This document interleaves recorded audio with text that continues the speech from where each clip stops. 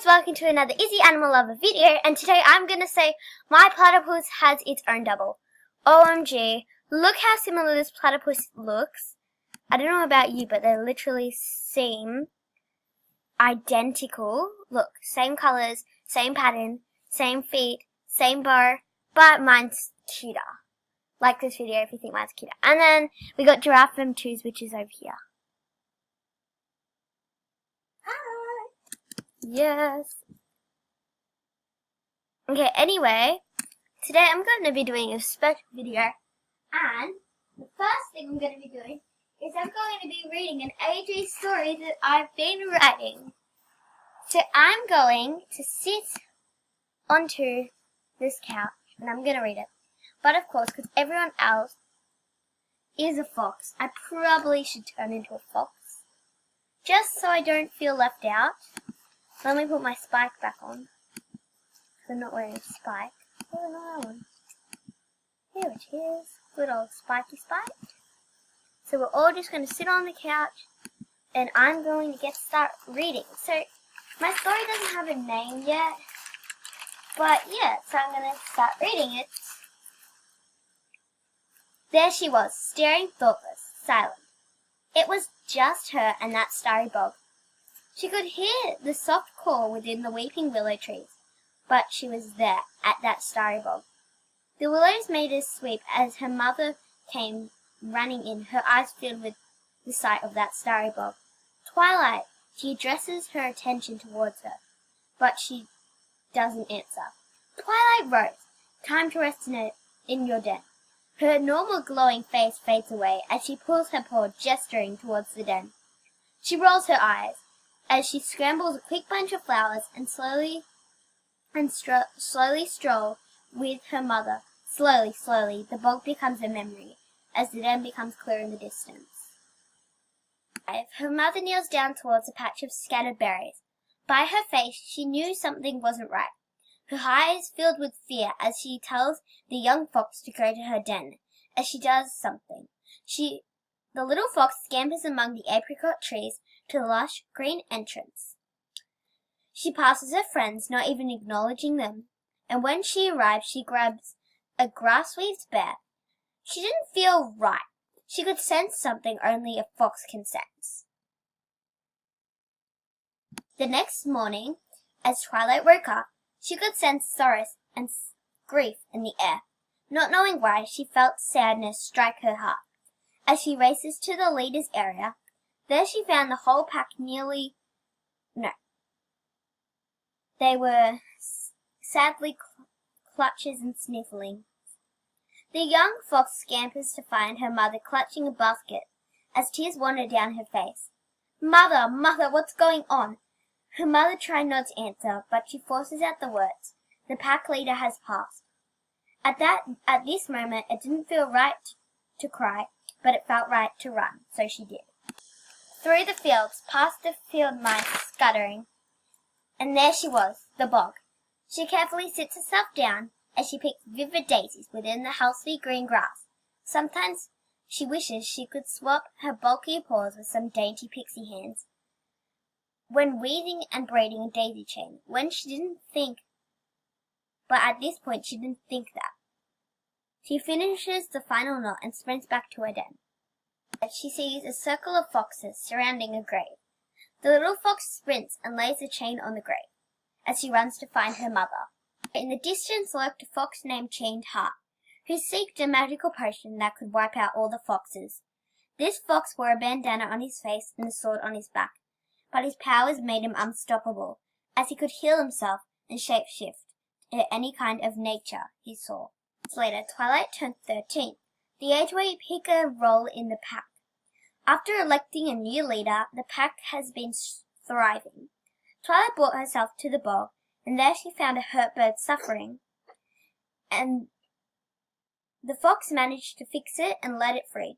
After that day on, this became a passion. Still not of picked a role, her mother was dead set on being a hunter, but Twilight didn't want to. Twilight was making a flower crown, and her mother came bursting in. Twilight, it's a miracle! She looked at the young fox, her face bright red. She steps aside, showing a beautiful young fox, At her purple and lush, Twilight felt an instant connection. Her mother shouted, "This is Star, your long-lost sister." Twilight's face glows as she chats on with Star, sharing memories and stories, and at the end of the day, you thought they'd always been together. Twilight even made a flower crown, same as hers, but purple to match her. And now, as you can guess, this changed the story. Spring afternoon, the two girls were running within the daisy fields. Star wanted to have a picnic. Twilight agreed and raced back to the den. But a weird feeling came over her. She felt like someone was there. She was right. A shadow fell over the fox. The fox gasped. Gasped. "Who are you?"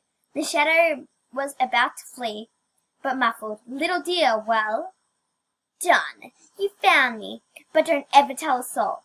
She felt something cold on her neck. He smirked, "Oh, you get it," and he scrambled away. Her and Star would search for the spirit or soul or monster. Twilight finally picked the job as a healer because Star was an experienced and talented hunter. She would always hide her face and stay quiet just in case the monster hurt.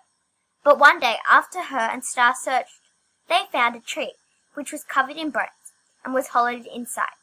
After hesitating, Star pushed Twilight in. She spoke, "Hello." It echoed, but no one answered, and there, all she heard was ringing, screaming, and a big thud in a place. The trees were gone, the den was gone, the forest flowers and smells were gone. All she could see was the grey ground and snowy white walls.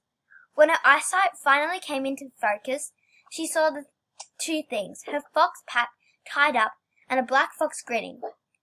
Was this a dream? The fox quickly grabs Twilight and starts talking. Twilight couldn't concentrate on the words. But something caught her eyes. Something shiny and glass. And bang again. Okay. Sorry, I need to switch the page. Okay. Twilight suddenly got flashes of her childhood. At a point, she saw herself as a baby, playing, and start touching something shiny, something made out of glass. Her mother comes running, and Star scratches Mum, and then Star runs away. Opens her eyes to find herself on a log, with the mean and evil-eyed fox staring at her. Pretty, sweet, kind little, the fox grabs Twilight's neck skin. Fox! He throws her onto the dirt. Tears sting Twilight's eyes as she brushes off the dirt. You see that bottle? That isn't any ordinary bottle. That's a potion. He continues, "You get me that potion, I'll let your mother and family free. Or he grabs her cheeks. If you don't, they get it." Shivers go down Twilight's spine. He adds, "You have 48 hours. He throws a card which has chained heart in cursive writing, also stating the 48-hour thing. And after that, bang, she's in her bed. First of all, she needed to figure out what the potion is. Twilight gets a drawstring bag with a floral print and sets off to the forest library. She opens the oak door to see Mrs. Winnie ordering some books. Her glasses on her nose and her face lights up as Twilight walks in. After a question session, Mrs. Winnie asks what she's looking for. After about half an hour, Twilight found 2 books on potions. She places them in her bag and sprints home. She studies each page carefully. When she came to a page, it showed the picture. That's it. But as her heart felt relief, it sank. All the writing was ripped out. It's time to investigate. Returning to the library, her and Mrs. Winnie searched through all of the old computer data, trying to find who borrowed the book last. After a valuable hour, it tracked about 2 years ago to a man called Clevet Dumpsy. Address was another problem, another hour that took. 18 Valford Wood. Soon as that address exited Mrs. Winnie's mouth, I found myself sprinting there. And there, right in front of my eyes, was a pleasant cottage with flowers and roses. Instantly, Twilight felt relaxed. She walks up the stone path to see an old deer smiling through the fly screen. "Hello, dear," she says. "What brings you here?" I say, She says, "Is there a chance a Clevet Dumpsy lives here?" She says, in a cheery voice, but But after she said that, the deer isn't very cheery. She's sad. Well, come in, I guess. After a cup of hot cocoa and a biscuit, finally the conversation came over to the book. Mrs. Downsy says, it all started 2 years ago. One day, me and Clevet were going out for dinner. When we came in, a gloomy fox served us. She takes a sip of cocoa. When our food came and was served, the smell put me off. But Clevet scoffed himself. After, when we were walking home, Clevet went into the opposite direction. She chuckles. I thought he was drunk, but no, he went to the library and blindly borrowed a book on potions. And well, one day she starts to cry. He ran away, and the book was torn. She knew this time was emotional, but she had to ask, do you know where the rip is? Twilight shares a pathetic smile that a kid does when she wants a toy but doesn't ask. Well, I don't know, maybe check the fire paper. Ashes were all over Twilight fur, but she found it right at the bottom. But all it said was don't use it, extremely dangerous. All the rest of the writing was blurred. And that is all I've done. Enjoyed my story? If you want to hear part 2, comment down below. And it doesn't have a name, so if you've got any idea for a name for it, and make sure you enter my art contest, and make sure you like, comment, and subscribe, and gem on!